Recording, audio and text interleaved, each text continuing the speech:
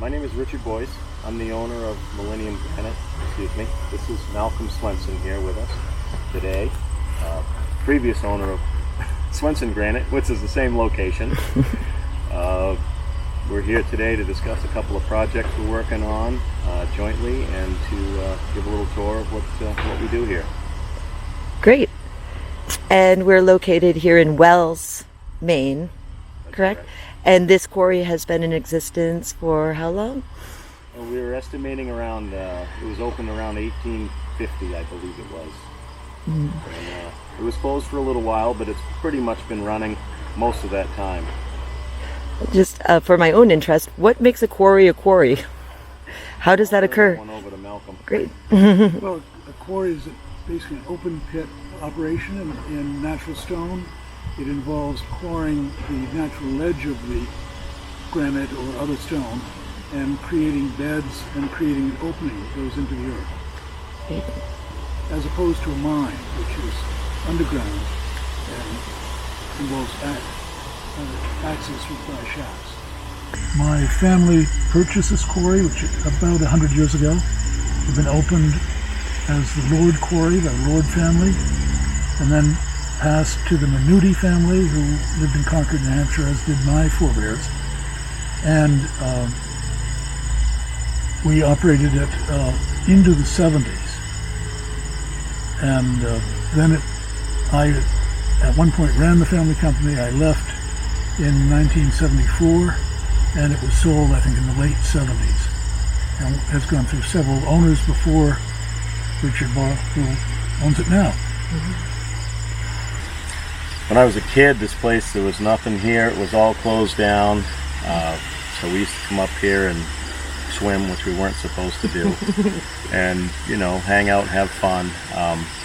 So I've always been up here as a kid, and the place came up for sale, and I was fortunate enough to be able to purchase it. So, and it's been with me my whole life, basically. It's just a great place to own and to be able to access. Sure. Predominantly, what we've been doing is sawing up the grout, which is what the other operators left behind, which was basically cast off stone. So we've been using that and repurposing it for, well, I'd say probably 8 or 10 years at least.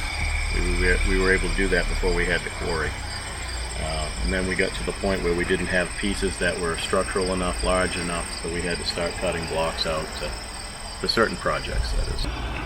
This quarry produced stone for a number of notable projects. The site work in the base of the Tomb of the Unknown Soldier in Arlington is what was Swenson Pink. Okay. The Raven House office building and other major buildings in Washington, quite a few universities, and the plaza to the Seagram building on Park Avenue in New York.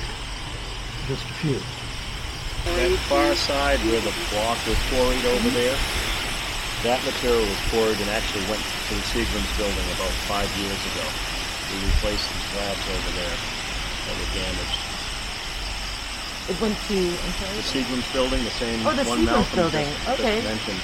Oh, Yeah, that's right. so We we talked about actually that. quarried material and sent it back to, well, we do that occasionally, not that often, but So basically, you were fixing an older structure Yeah, with yeah. the same granite that it was originally built. That's So- correct. So that's fantastic. We love to hear that.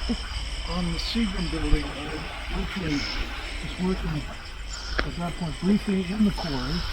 I Really? then went to Concord, New Hampshire, where I live, and worked on machinery sawing and finishing the Seagram building stone.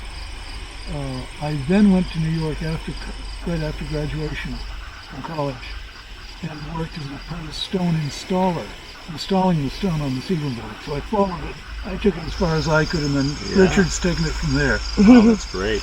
That's learning the whole job right there. That's always important to know what you're doing. The legacy. Yeah, absolutely. So you can, Richard, if you wouldn't mind telling us a little bit about the process from beginning to completion to shipping out from here at Millennium Granite. Okay. So generally what happens is either a reference or word of mouth, or our website brings in 99% of our work. So we're fortunate that way. People will call, they're either looking for a reclaimed product, they're looking for our product we quarry here, the Millennium Pink, or they're looking for something maybe a little bit different that they can't find at conventional stone yards. So they'll call us up, generally come out and visit depending on what they're looking for. So if we have the material here, we will process it for them. Could be a set of steps, lamp post, building veneer, foundation veneer, pretty much, actually even fireplaces, interior fireplaces, we'll do those. Occasionally we'll install, depends on the job, but we'll select the material. We have a job coming up actually in the near future. These are reclaimed Milford pink blocks here. So a lot of our work actually is using, when we can, reclaim material. So we're going to process that into landings and steps for this homeowner, and fortunately we don't have to install that one. We'll pick and choose our projects that we want to install. We try to stay here and provide the best material and product we can for our clients. Okay, so tell us a little bit about what you do next, but we have to be a little bit louder because of the So right here, this is sound. reclaimed granite curbing that we're making lentils out of for a home. It's going to be the top of it, above the stone veneer, and then the siding will come down to it. And they're slicing them down to 4-inch right now, and then we're going to take them and saw them in half again to give them 6-inch by 4-inch lentil pieces. And what is this machine? This is a 4-foot blade saw. So 4-foot blade saw. All right. Great. And it runs by itself pretty much. They'll get it going, and then it'll make a pass and set itself back and make another pass, keep dropping down. So it's reclaimed as well, like the rest of the operation. Great. So can you tell me a little bit about this process, what they're doing, what he's doing right now? Right now Cole is just finished plumbing up that piece of stone with plumb bobs to make sure that it's parallel to the wire. And now we're going to cut a slab off of this one. These are actually 2 3/8-inch slabs. And so right now what's happening, you're looking at the wire right there, which has diamond chips in it. The wire is the blue okay. Right there on top. Oh, so this blue wire has now diamond it's starting chips. to spin. There you go. Oh, okay. And what we're doing is pumping water out of the quarry, feeding it into the saw, and that combines with the slurry and the diamond to actually cut the stone. Get closer to you. Wow. And Malcolm had a theory that this piece of granite was from China. It could be. Yeah? It You're not very sure well where could it be. came from? I have no idea. Okay. I know it was the people had it, and Oh, they had it and they gave had okay. it. We went and picked it up at their facility, Okay. split it, brought it back here so we could. Okay. It was too heavy to pick up with our truck, so we had to cut it in half there. And this one is ultimately going. It's going actually in the client's driveway for driveway pavers. Big sheets like that, and we're going to fill around it with cobblestones. In what town is that? That's in Cape Porpoise, Maine. Oh, Cape Porpoise. Okay. So we've now ventured inside of the saw shop, which is basically a gigantic barn with a lot of equipment that's foreign to me. So we'll see what Richard has to say about the variety. We just saw, what is this piece of equipment called again? It's called a wire saw. So the wire saw, which is diamond, is a rope studded with diamond chips that cuts the granite while the granite is being moistened by water fresh from the quarry. So it's really a very interesting operation. Can you tell me what this is? What is this machine right here?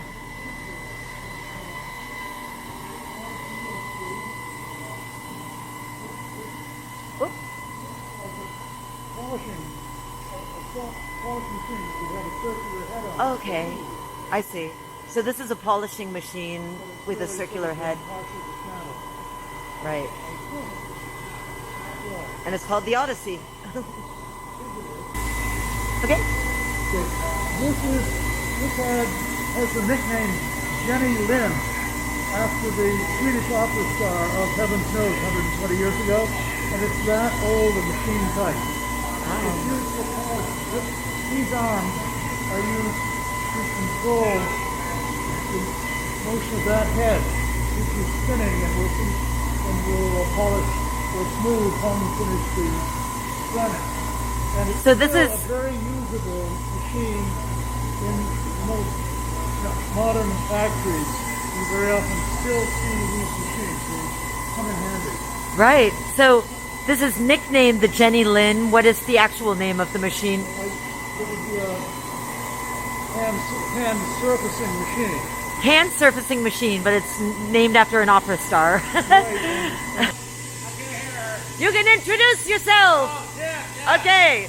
This is Tim. He works here, I assume. Tim's a new recruit.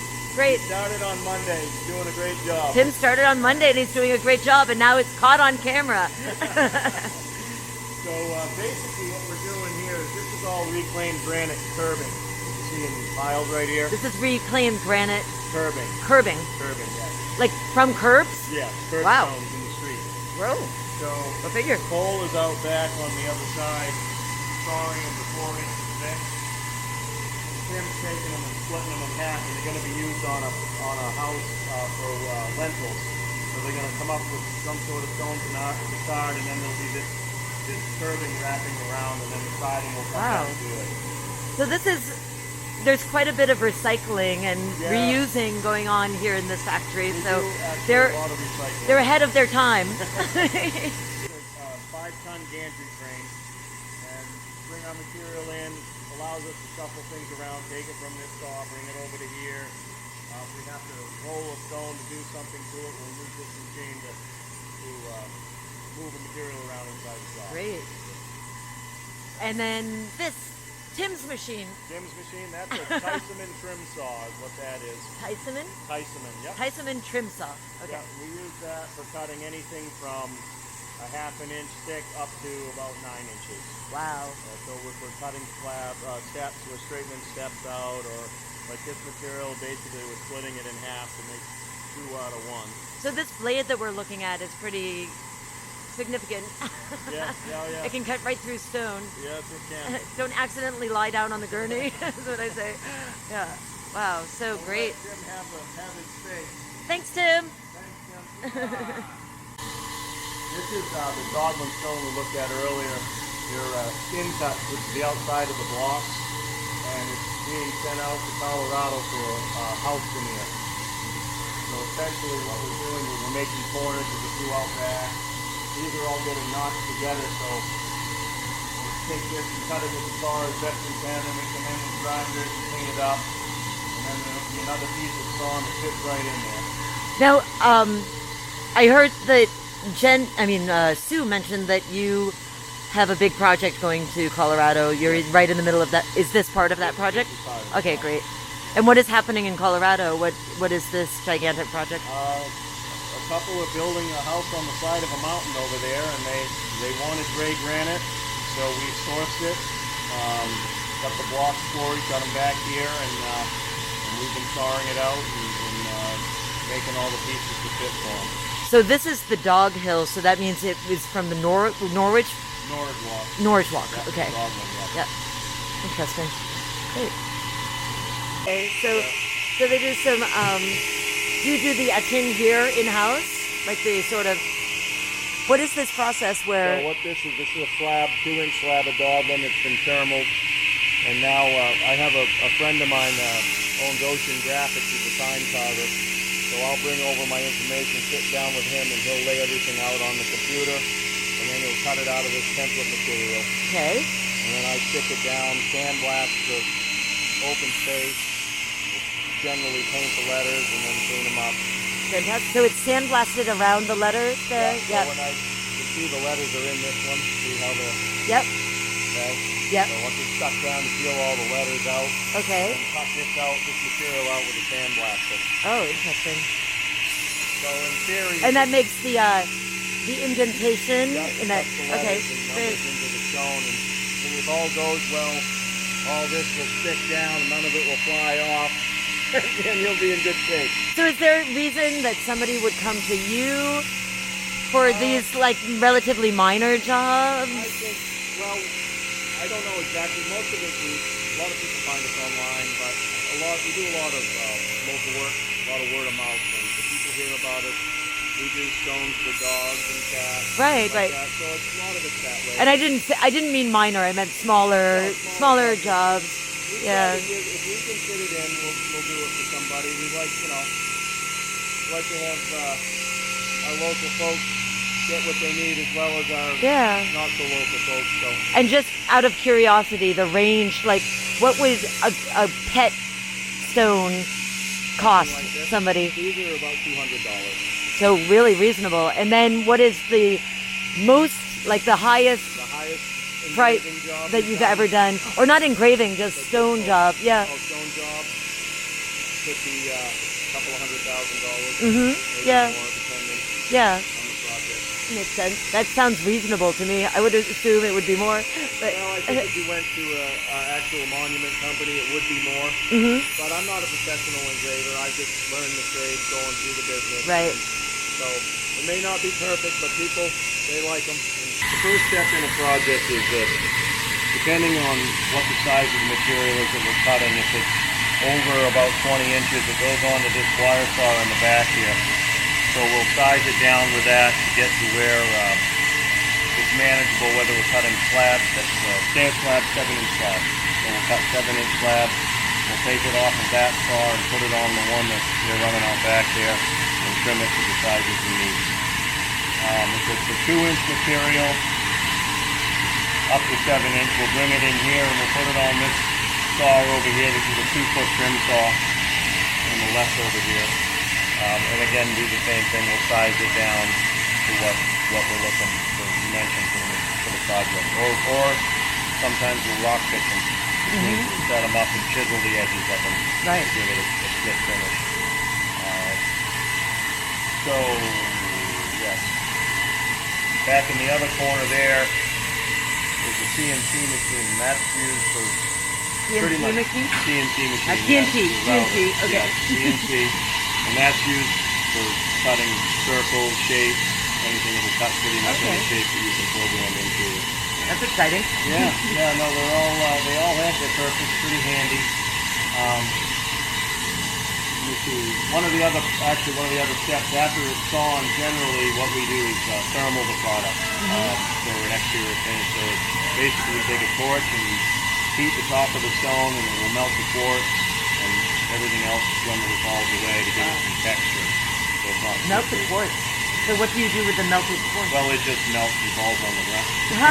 So this is all quartz we're standing on? Well, there's piles of it. You'll see if we're working out back, you'll see piles of the scaling of the stone. It just burns the very top layer and it gives it texture and color comes back out of it generally too. That's great. And then the Jenny Lynn. I think I had a dream about her. The Tyson-man. Tyson-man. Jenny Lynn. Yeah, this one here, the product in front of it is actually the material that they're cutting out back. It's from slab to 4-inch, and now it's going to be set on the Tyson-man here, and we'll rip those to 6-inch strips. Great. And that's again all reclaimed material. This is material that's going to a project we're doing in Colorado. It's siding, cladding for the home. We've got some corners out front that we stopped for it. Yep. So this is siding for a home right here? Yes. Great. Yeah. Can you come to my house?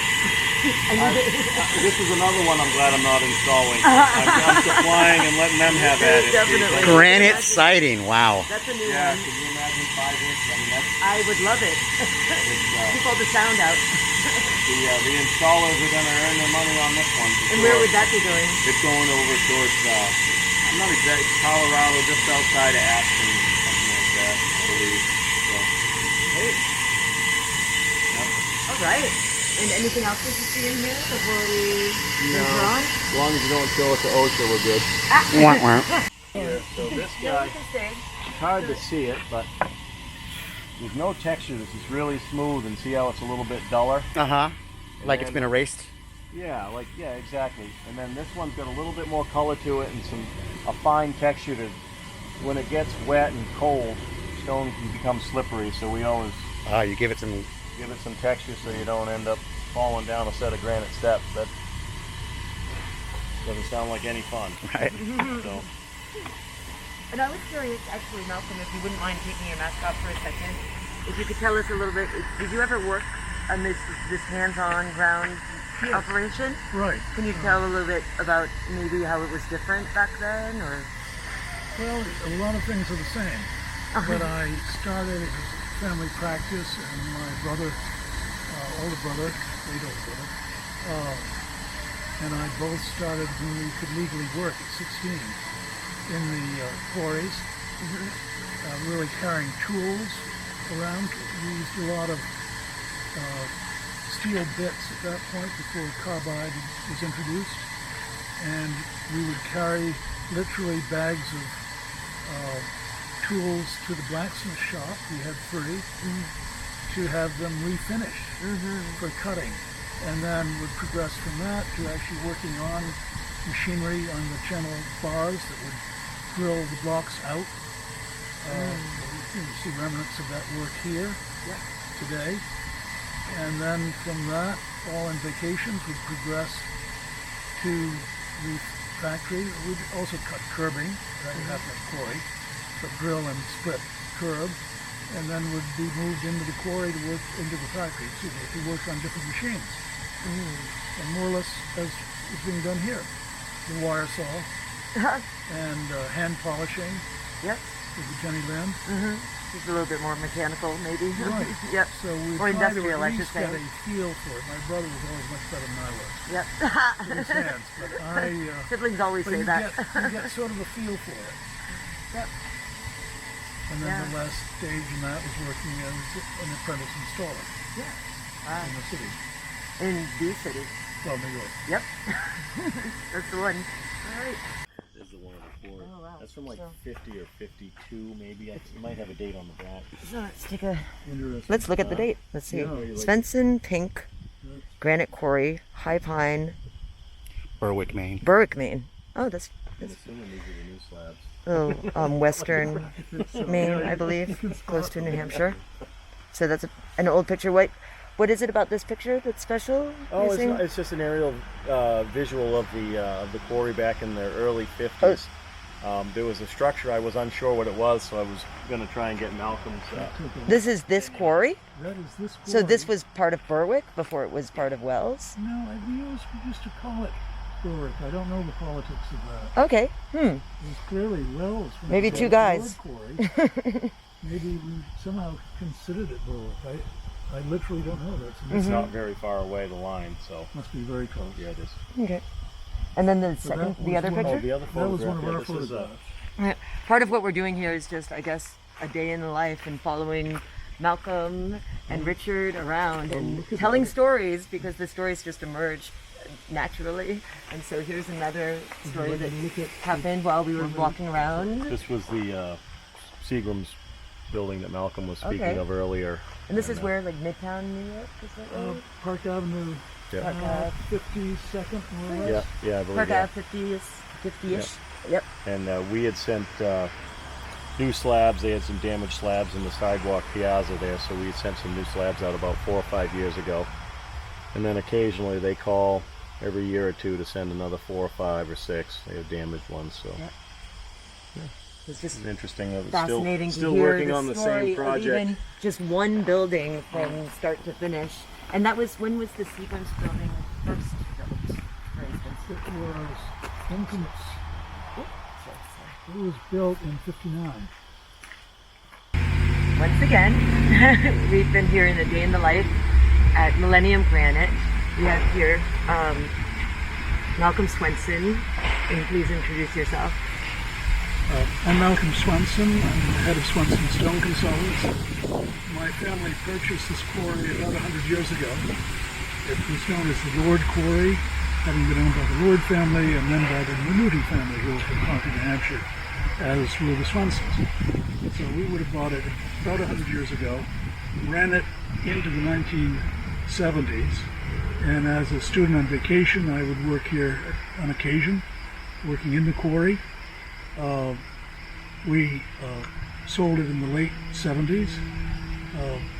During our ownership, it provided stone for a lot of very well-known buildings that the base of the Tomb of the Unknown Soldier and the site work around it in Arlington Cemetery is what was called Swenson Pink, the Rayburn House office building, also in Washington, many prominent buildings, and the Hirshhorn Museum in Washington, and the Skippern Building in New York City. And on that building, I both worked on the pouring of the blocks, pouring the stone at the factory in Concord, New Hampshire, and worked as an apprentice installer in New York. So I followed that one right along. The quarry has been owned since 2000 by Richard Blow. Who is right here? It's continuing its operation. Hello, Isn't that convenient? I'm Richard. Yes, as Malcolm said, I purchased the quarry in 2000, and we've been slowly bringing it back up to speed here. There wasn't much to work with left. Turn to me. There was a little bit of stone left here, well, a lot of stone, I should say, but everything else was either burned down or crushed as far as structures and what have you. So we've been working away at it over the past 20 years to get us a place to work and some roofs over our heads and some new saws set up, and we've been carrying on the tradition of crafting stone here in Maine. Great. And thank you to both of you for taking us on this walk today. It was really illuminating and wonderful, beautiful day. And thanks to Common Ground for providing us the platform to present you this little piece. Welcome. You're welcome. Yes, thanks for coming. Sure.